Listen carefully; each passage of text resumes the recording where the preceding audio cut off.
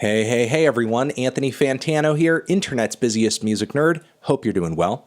And the news, the very bad news is that South by Southwest, the annual music conference and festival that takes place in Austin, Texas, has been canceled. It's not happening this year due to concerns over coronavirus, the anticipated pandemic over here in the U.S., and how a large public gathering such as this could potentially impact the spread of such a thing, which at this point there are scientists commenting and delivering some very important information on this, but there's still a lot of unknowns in terms of the virus and its complete effects. On top of that, we still do not have a vaccine for this thing as of right now, but let me read the statement Austin, Texas, and South by Southwest has kind of given on this thing, and then I will give my own thoughts on the situation. The city of Austin has canceled the March dates for South by Southwest and South by Southwest EDU. South by Southwest will faithfully follow the city's directions. We are devastated to share this news with you. The show must go on is in our DNA, and this is the first time in 34 years that the March event will not take place. We are now working through the ramifications of this unprecedented situation. As recently as Wednesday, Austin Public Health stated that there is no evidence that closing South by or any other public gatherings will make the community safer. However, this situation evolved rapidly, and we honor and respect the City of Austin's decision. We are committed to do our part to help protect our staff, attendees, and fellow Austinites.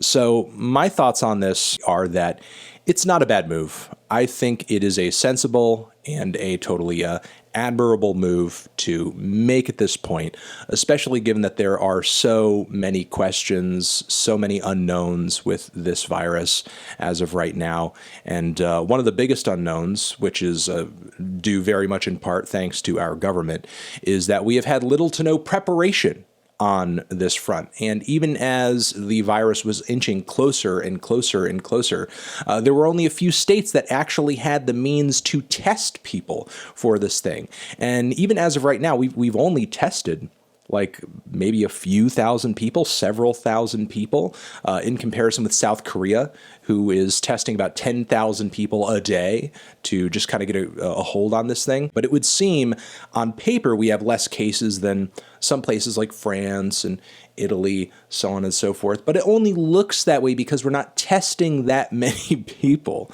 And I mean, you have to consider that an event like this is definitely going to spread this thing if you have people walking around it and going into the venues that have it, because we have examples of people who are coming off cruises and then all of a sudden, you know, there's 10, 20 people who are coming off this thing with the virus. So it's spreading amongst large groups, it's spreading in confined spaces, and on top of it, one of the worst things about this virus is that you are asymptomatic for up to about 2 weeks with it. It's not like the flu, whereas within 24 to 48 to 72 hours, you're sick. Bam, you've got it. It's in you, and you are feeling it. And then immediately as you feel it, you instinctively stay home. You start taking some precautions. You can have coronavirus for a very extended period of time and be passing it along to countless people within that period where you're not showing any signs of anything. So again, super concerning because this is deadly to some people. As of right now, it seems mostly to be older people. It seems mostly to be people with compromised immune systems. And look, I get it if you're a 20-something with great health and you only know and hang out with 20-somethings who also have great health.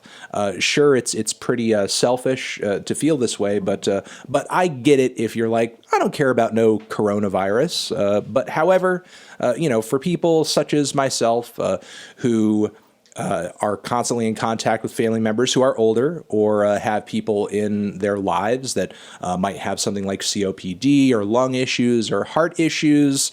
I personally have been doing my best to lower my chances of catching this thing in a public place. I have not been and will not be going to concerts for at least a little bit. And look, maybe it wouldn't be as big a deal if we had a better grip on how many people have it.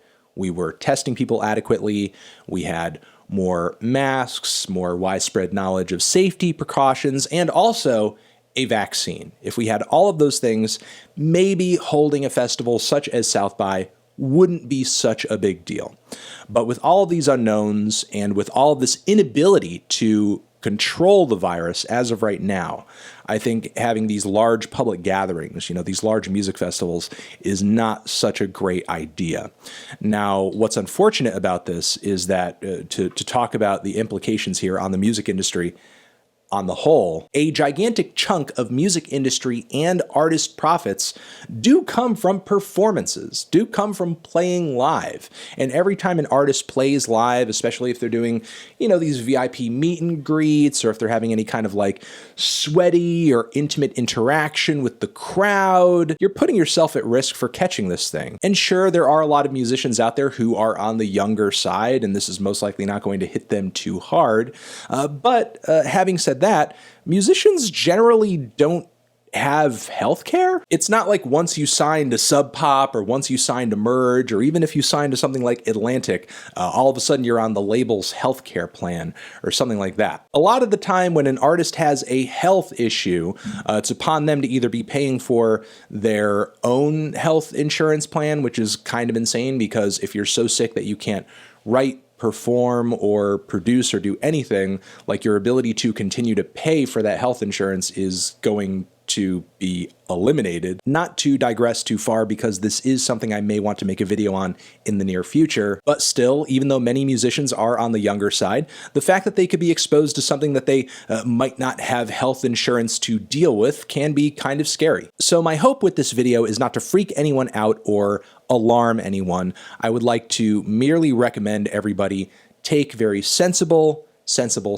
precautions when just being out, making sure your hands are washed, making sure you're coughing into your sleeve, making sure you're not putting yourself into a whole lot of enclosed spaces with strangers or people whose goings on every day you don't really have any kind of account for, which is why there are so many businesses that are essentially telling people who are workers there to stay home, work from home, work remote, because we don't want to be responsible for this thing spreading throughout the office if we're making you come to work. I understand and I sympathize with people who are in situations where those scenarios cannot be avoided. I feel for you, and I'm hoping everything turns out for the best, and I'm hoping you yourself can take some at least minor precautions to limit your exposure. So I'm going to leave it at that. Hopefully you guys are staying safe, staying inside if you are able to. Considering many of you are younger, I don't anticipate it's going to, ravage my audience or anything like that. But we all know people who are older. We all love people who are older. We all know and love people in our lives who might themselves have health issues, and just do your best to be conscious of that. You're the best, you're the best, you're the best. Over here next to my head, another video that you can check out. Hit that up or the link to subscribe to the channel. Anthony Fantano, forever.